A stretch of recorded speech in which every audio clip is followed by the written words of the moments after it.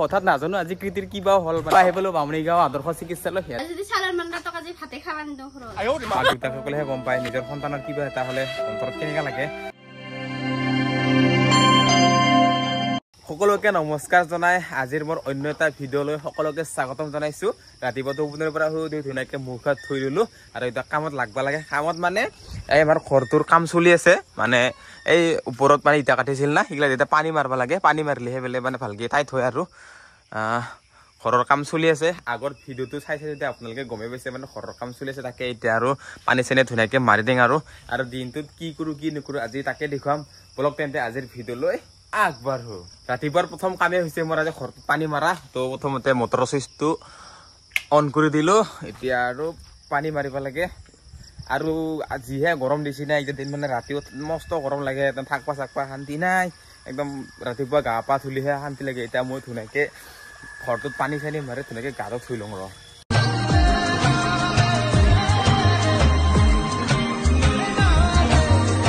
তো ঘৰত পানী চানী মাৰা হোৱা কৰি ধুনীয়াকে গা পা ধুই ললো। এতিয়া আৰু যাব লাগে কণ্টেলত মামাই দিয়া ফ্ৰী চাউল ল'বা। একবাৰতে 3 মাহৰ চাউল দিছে না মামাই। তো আমি চাউলখিনি ল'বা গিছিলো, যদিও মানে কণ্টেলত চাউলে শেষ হৈ যায়। একঘৰ মানুহে ইমান চাউল পায়। তাকে আজি মই ল'বা যাব ওলাইছো আৰু বেটিকো স্কুলত থৈ আহিব লাগে। এতিয়া বেটিক স্কুলত মাকে ওলাই দি আছে। এতিয়া আৰু বেটিক স্কুলত থম আৰু চাউলখিনিকো আজি লৈ আনিব লাগব। তো এতিয়া বেটিক স্কুলত লৈ যাব ওলাইছো। এতিয়া বেটিৰ বেগটো চাইকেলত বাস্কেটত তুলি দিছো আৰু এইফালে বেটি ওলাই আছে। বেটি আজি স্কুলত যাব খোজা নাছিলা, বেয়া ৰাতিপুৱাই পৰা বাহানা বনাইছিলা। তাৰ ফালে মাথাৰ বি বোলে কহান দি বিহাইছিলে মাথাটো। হা কি ৰেট চালা কি চুলি ইথানে বাৰে বাহানা বনাই আৰু ডাঙৰ হবা আছে দে। মই বিকিনে খালেহে হ'ল ডাঙৰ চুলি, বিকিনে খালেহে হ'ল ডাঙৰ চুলি। ধেমালি বস্তা খান ল আৰু কাট খান ল কোনটা লগত চালানবি। আজি যদি চালান মান টকা যে ভাতে খাওয়ান দিও ঘৰত কি কবি আৰু তিৰিবিলাকে বুজি নাপায়। কণ্ট্ৰলত চাল শেষ হলে মই কি কৰি চালান দিম। কণ্ট্ৰলত যদি চাল শেষ হয় মই কি কৰি চালান দিম, তাহাঁতে দিলিহে বেলেগে আনবা পালে তিয়ান বানাৰ ফিৰ অলপ সময়কে কেতিয়া দিৰিছি সোনকালে যাব লাগে। প্ৰীতি মেমে ছাৰে যি শিকাই ভালকে শিকবি দেই দে, বুজি নাপালি। হা দাদা মেমে পঢ়ালে যি পঢ়া ভালকে শিকবি আৰু দে। নাজানিলে মেমক সুধি লবি, মেমটো মই বুজি পোৱা নাই বুলি তেতিয়াহে ডাঙৰ হ'লে ভাল মানুহ হ'ব পাৰিবি আৰু পঢ়ি শুনি, হয় নহয়? নাজানিলে ধুনীয়াকৈ শিকি ল'বি মেমৰ পৰা দে। ধুনীয়াকৈ শিকিবি। তো আমি যাই আছো এতিয়া আমাৰ কৃতিৰ স্কুলত। যিটোহে গৰম দিছি একদম চুলি দুহি যাওঁ কৰি গেছি ৰ'দত। আমাৰ কৃতি বেলা আৰু ক'লা হ'ব ৰ'দত, ছাতা উলি নানিলো। এনে ক'লা মানুহ আমি আৰু নেকি, হয় নে নহয়? না বগা হ'ব বন্ধৰ হা নেকি? তো যাই আছো আৰু অলপ ধেমালি কৰি বেটিৰ লগত। তো বেটিক স্কুলত থৈ মই কণ্ট্ৰলত আহিছিলো, কিন্তু কি মাত চাত নেতা যে প্ৰতি বছৰতে আহিবলগীয়া মনে মনে থাকা। কি কৰিম আৰু কেনে ব্যৱসায় কেনে চলি আছে? ব্যৱসায় একদম বেয়া। কিয়া এই ৰিক্সা চলালে বোলেচোন দিনটোত 1500 টকা থাকে। আমাক মান হয় নেকি? আমি গাড়ী চলাম বুলি পেলাই শিকিব নেকি?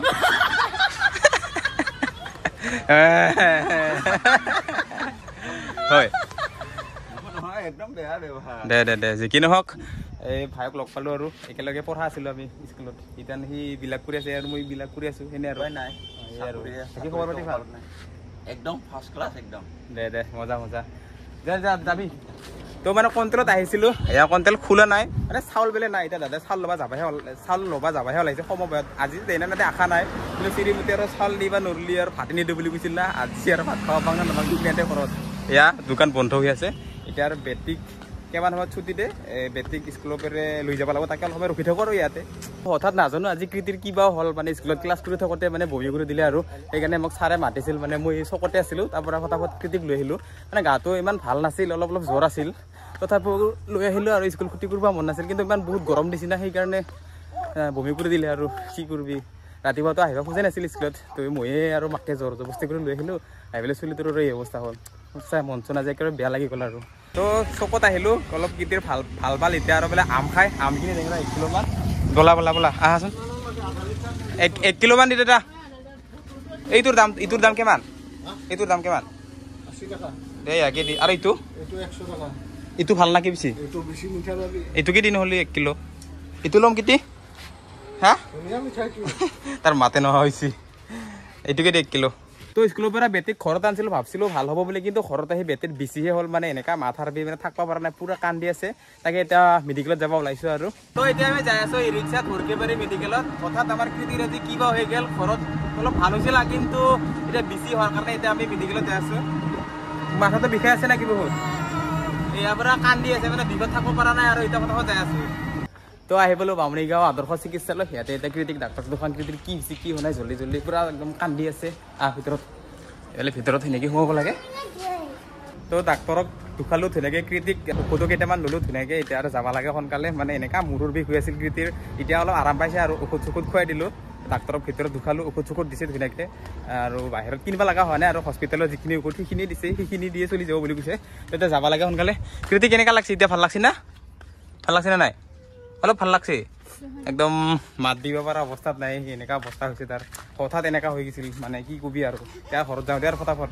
তো এতিয়া আবেলি হ'ল ঘৰতে আছোঁ বেটিৰ জ্বৰ উঠাৰ কাৰণে কোহাই যোৱা নাছিলোঁ এতিয়া বেটিৰ জ্বৰটোনো কেনেকুৱা হৈছে তাক সুধো ৰ কেনেকুৱা হৈছে জ্বৰটো অলপ ভাল পাইছা না বেটি কিমান ভাল পাইছা অলপ ভাল পাইছা এতিয়া বিষোৱা নাই না অলপ অলপ বিষাই আছে এতিয়া গধূলি যদি আৰু একবাৰ ঔষধ খোৱা ভাল হৈ যাব খাবি নে নাই ঔষধ হা এই যে মই খাইছোঁ মই খাইছি তিতা ঔষধটো খাবি নে নাই